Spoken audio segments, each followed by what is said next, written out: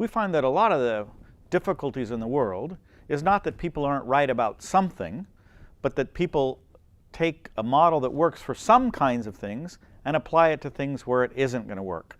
So it's really important to, when you're thinking about building state capability, to ask what's the type of problem that I'm building state capability to solve.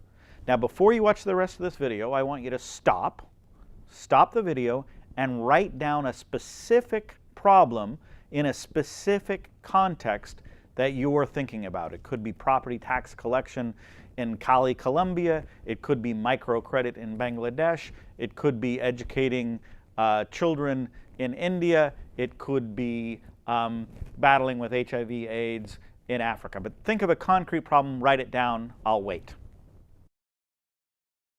Welcome back.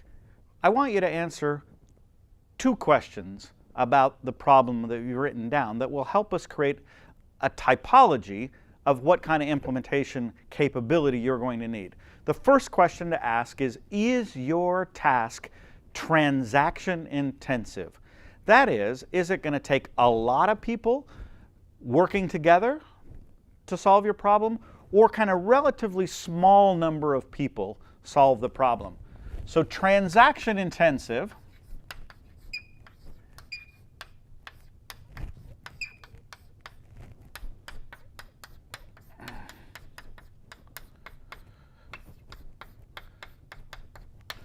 differentiates what we call policy formulation, which often requires relatively small numbers of people to form, frame, and set up the policy that's to be implemented.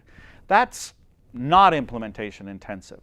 The second question you want to ask yourself is, if your problem is transaction intensive, if you answer that it's going to require a large number of people to successfully carry out your task, then we want you to ask yourself, when your agents are carrying out the task, does it require them to exercise local discretion?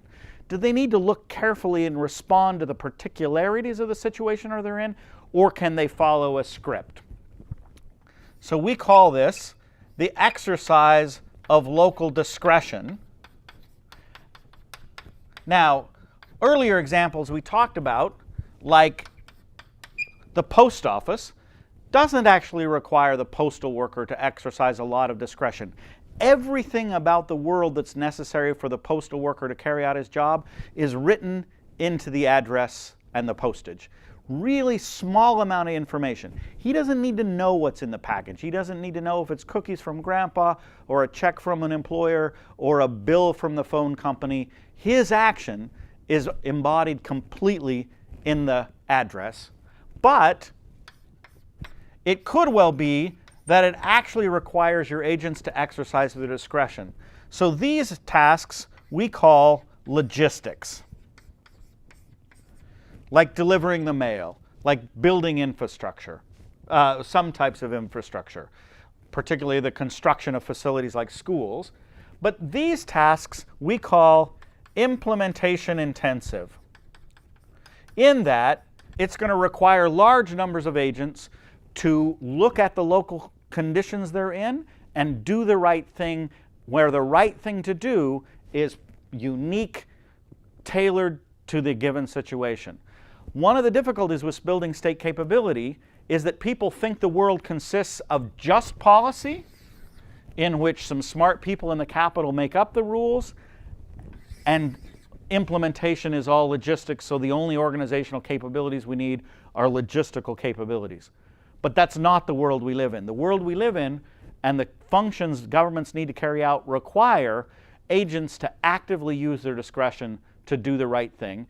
And what we want to talk about is building the capability of organizations to carry out the implementation intensive.